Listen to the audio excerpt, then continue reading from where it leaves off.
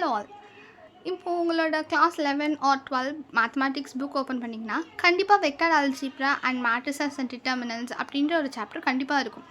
Like you spend hours calculating a cross b, dot products, matrix inverses, solving Cramer's rule, Gaussian elimination method, etc. and etc. But let's be honest. எத்தனை பேர் நீங்கள் படிக்கும்போது அந்த 3x3 மேட்ரிக்ஸை பார்க்கும்போதோ இது ஏன் இப்போ நம்ம செய்யணும், இது எதுக்காக நம்ம இப்போ படிக்கிறோம் அப்படின்னு யோசிச்சிருக்கீங்களா? பிகாஸ் ஸ்கூல்ஸில் நம்ம அந்த ஈக்குவேஷனை எப்படி சால்வ் பண்ணணும் அப்படின்றத மட்டும்தான் கற்றுக்கணுமே தவிர அந்த ஈக்குவேஷன் ஏன் எக்ஸிஸ்ட் ஆகுது அப்படின்ற கேள்விக்கு பதில் கிடைச்சிருக்கா? So by end of this video you won't just look at a matrix as a block of numbers. You will see it as a powerful tool that runs the modern world. Let's get into it. So to understand the origin we have to go back in time.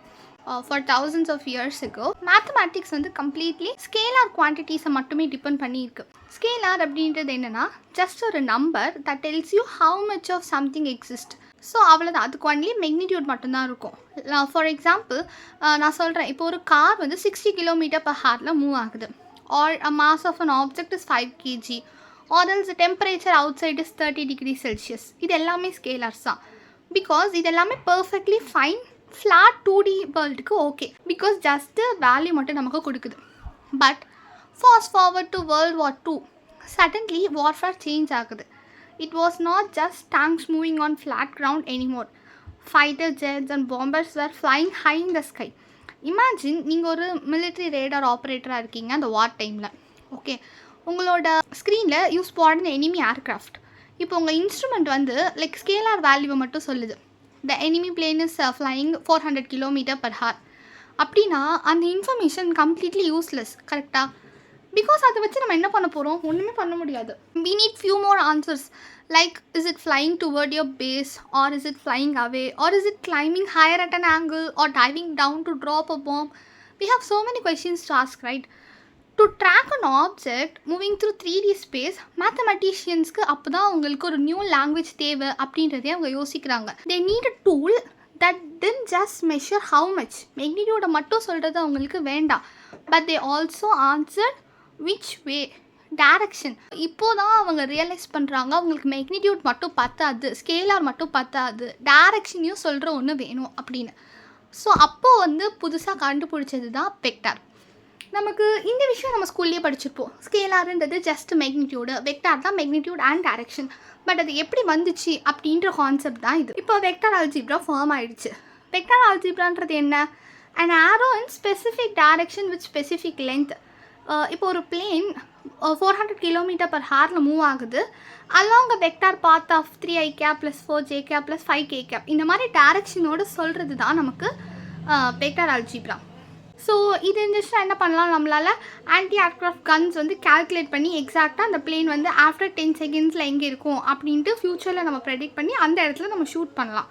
So இதுதான் வந்து வெக்டாரோட actual purpose. Now let's take the problem a step further. What happens when it's not just one enemy plane in the sky? What if there were 50 enemy fighter jets, 20 warships on the horizon, and 10 missile trajectories all moving at the same time? ஒரு ஆப்ஜெக்ட்டுக்கும் ஒரு position vector இருக்குது, அதோட own velocity vector இருக்குது, and own acceleration டேட்டாவும் இருக்குது. இது எல்லாத்தையுமே நீங்கள் ஈக்குவேஷனை 1 by 1 ட்ரெடிஷ்னல் அல்ஜிப்ரா யூஸ் பண்ணி சால்வ் பண்ணீங்க அப்படின்னா your radar operator will be overwhelmed, your computers will crash and the battle will be lost. So இதை சால்வ் பண்ணுறதுக்கு, இந்த மேசிவ் டேட்டா ஓவர்லோட சால்வ் பண்ணுறதுக்கு தான் மேத்தமெட்டிஷியன்ஸ் கேலே அண்ட் ஹாமில்டன் 2 பேரும் சேர்ந்து ஆர்கனைஸ் பண்ணுறாங்க. இந்த கேரட்டிக் பைல் ஆஃப் வெக்டர்ஸை ஆர்கனைஸ் பண்ணலாம் அப்படின்னு டிசைட் பண்ணுறாங்க. ஸோ அவங்க என்ன பண்ணுறாங்க, இதை ஒன்றுத்துக்கு மேலே ஒன்றா ஸ்டாக் பண்ணி வைக்கிறாங்க. பிளேன் ஏக்கு வந்து ஒரு கோஆர்டினேட்ஸ் இருக்குது, பிளேன் பிக்கு ஒரு கோஆர்டினேட்ஸ் இருக்குது, பிளேன் சிக்கு ஒரு கோஆர்டினேட்ஸ் இருக்குன்னா அதை அரேஞ்ச் பண்ணுறாங்க. ஸோ அந்த அரேஞ்ச்மெண்ட் ஒரு கிரிட் அரேவாக நமக்கு கிடைக்குதா, அதுதான் நம்ம மேட்ரிக்ஸ் அப்படின்னு சொல்கிறோம். அப்போது மேட்ரிக்ஸ் அப்படின்றது ஒரு multi dimensional filing cabinet for vectors. So matrix multiplication நம்ம க்ரியேட் பண்ணுறதுனால linear transformations பண்ண முடியுது.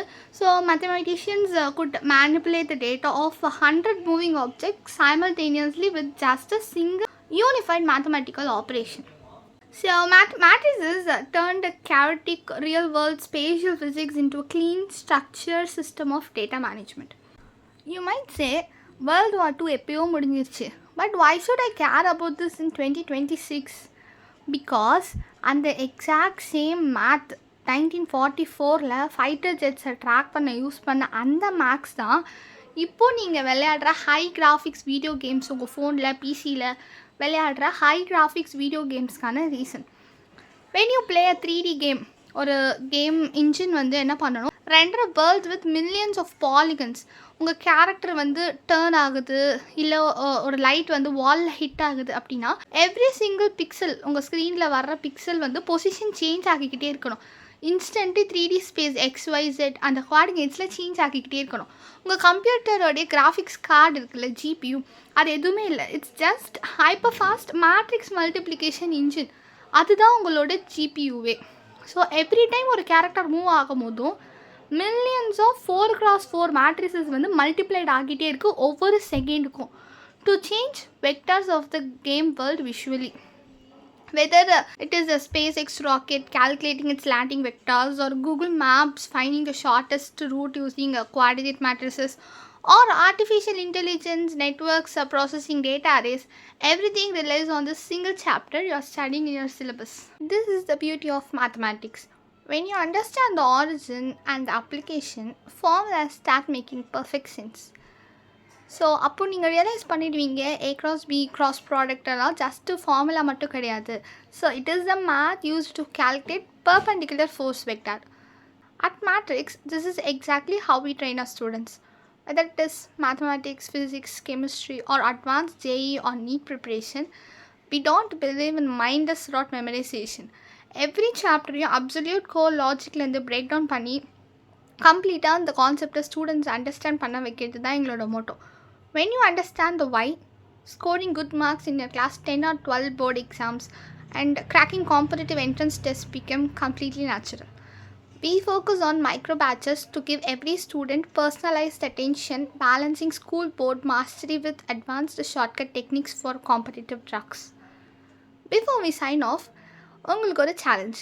I'm giving you a matrix on screen. இது ஒரு ஸ்பெஷல் மேட்ரிக்ஸ் இன் லீனியர் அல்ஜிப்ரா. இப்போது நம்ம டிஸ்கஸ் பண்ணதை வச்சு, ட்ரான்ஸ்ஃபார்மிங் டேட்டா அதெல்லாம் டிஸ்கஸ் பண்ணதை வச்சு இந்த மேட்ரிக்ஸை நம்ம என்ன சொல்லுவோம், and what happens to vector when you multiply it by this matrix. Okay, drop your answers in the comment section below. Admissions for integrated and specialized batches are filling up fast.